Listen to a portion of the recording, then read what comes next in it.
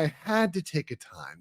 There's a special place in my heart for people on social media, micro celebs, particularly, especially in the legal field, when they self-report and absolutely own themselves.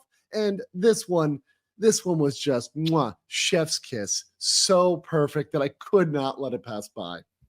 So we're going to get into it today, talking about the new case, which is related to Rekietas law, and how this absolutely opens the door to all sorts of salacious material now becoming relevant in regards to Nick Rekietas. This is Aaron. Now, Aaron is involved. For those who don't know, and there's a little catch up because you guys need some background here, right?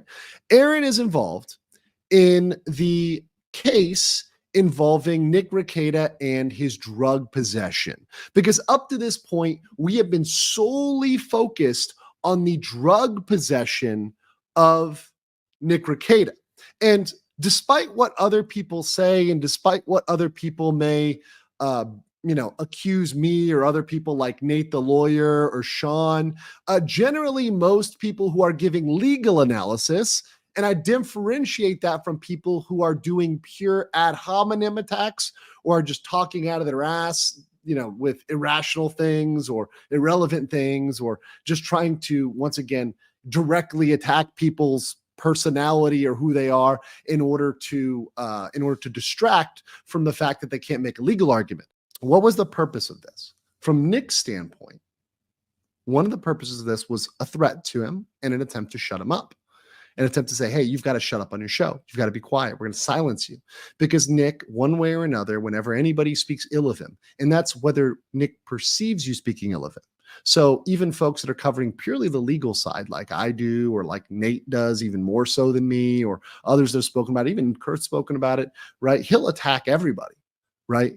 If you say anything about him, because he wants to silence people. He does not actually believe in free speech and libertarianism. He believes in trying to choke people out and silence them. Of course, the only way he knows to do that is through ad hominem attacks, which, by the way, aren't worth responding to. But unfortunately, our boy has become legally Streisand. Stormy says, hey, Andrew, GTSY, can Aaron use the fact that Kayla is always high to say she gave consent? Yes. That is also relevant. The status of their use of drugs can come into this and say she was always high when we were together and she didn't care who I sent the nudes to. She didn't care if they got out there, whatever else. And mind you, the really fun thing is this now brings the swinging relationship, this open stuff, all and potentially, stuff like hedonism, prostitution, stuff like that. It brings all of that in a public arena, which Nick's kids will have to live with for their life. It was bad enough with coke. Now they've got to deal with mommy and daddy are, cuckolds. Right? Okay. Number one, levels of voyeurism. And I'll read number two, which is swinging and cuckolding history. Of course, we have the bull here and the Murphy, for those that don't know. Real quick, let's talk about this. Let me go over here because some of you may not know this. So I have to show this for you guys. So some of you may not be aware what is going on with this, and you need a little bit of background. So it was confirmed effectively that Nick went to a resort known as Hedonism 2. By some humble fruit farmers. So here's a photo of Hedonism 2. You see this is an actual wall, and the serif font is there. That's actually what I used for my thumbnail, right? That's a photo from Hedonism 2. This is a known swinging resort, right? Where you go to swing. And Nick followed some staff members from that as well, was exposed on that end. Now, Hedonism 2 and the environment of Hedonism 2 is very voyeuristic. So people are in the public, you're just in the public area having sex. And once again, this is something that I always said was irrelevant. It's legally relevant. It's now relevant because somebody who is engaged in open voyeurism or what we call exhibitionism does not have a reasonable expectation of privacy of a nude. If you are engaged in open voyeurism and open exhibitionism. And there's proof of that, and that can be substantiated, right? If Aaron can say, no, she's an exhibitionist, right? Here's proof. Particularly, and this is hedonism 2. I'm going to show you a little clip. If she was at hedonism 2 in this situation, let's play this right here. Hedo's Playroom has a brand new toy. Come check it out with me. Isn't that just glorious? We'll just leave it right there. So, if while at this resort, they were engaged in this, right? There would be no expectation of privacy, right? You would not be able to say, hey, I thought this was private, right? It's a relevant fact. Once again, a relevant fact. It wasn't before. Didn't need to come out. Didn't need to be talked about. It's whatever, right? But now it's gone from, oh, we could talk about that. Because if Aaron explains, during the course of our relationship, she talked about doing all these things. She talked about being open and doing this open-minded. And by the way, oh, sorry, I forgot to show the photo. I had to edit it. This is the confirmation photo. So I added a little bit of emphasis here. But obviously, you see the photo here. And if you see the serifing on the font, you can see this is the hedonism logo on the bottom. Clearly the same area. You know, I added the Baldo for emphasis here. Right. But obviously, she has very identifiable tattoos. And I censored it because I want to be YouTube friendly here. I want to be YouTube friendly. So this is YouTube friendly. It censors out the badonkadonk or lack thereof on both. Right.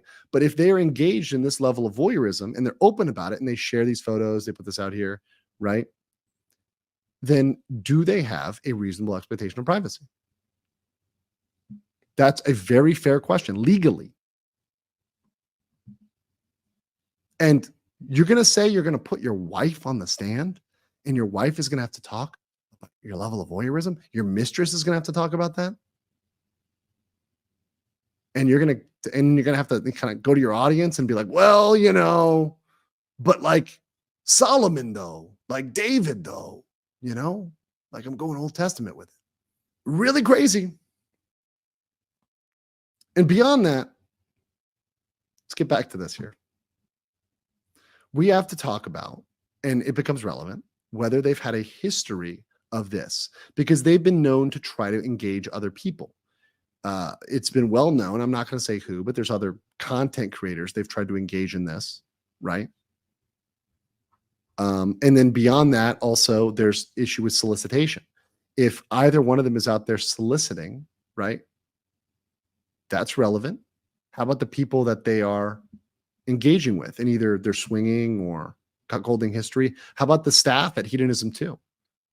How about the individuals that may be in the Milwaukee area that may have been hired? Is there a history there? That's relevant as well. Also, okay, the Baldo, I'm going to admit, I'm going to be clear, not as relevant, but is there a probability in this hearing that the Baldo could come up as a topic? Yes. Of course it could. Saying, well, Nick was very open about his sexuality, including talking about the Baldo, right? Nick and Kayla, right? And creating an environment and a show that has dozens, if not hundreds of shows in which they were very comfortable both sharing nudes on their locals and talking about that sort of stuff, very open with it, like kind of, we don't care. If that created an environment, you could say, well, I reasonably could expect they didn't care, that she didn't care, that it was all right. She didn't care about that, topless, whatever. That was open because they were open on all these topics. These are questions that were brought. And were they brought by Aaron Amolti? No, they were brought by Nicholas Rekietas. They're brought by Nicholas Rekietas.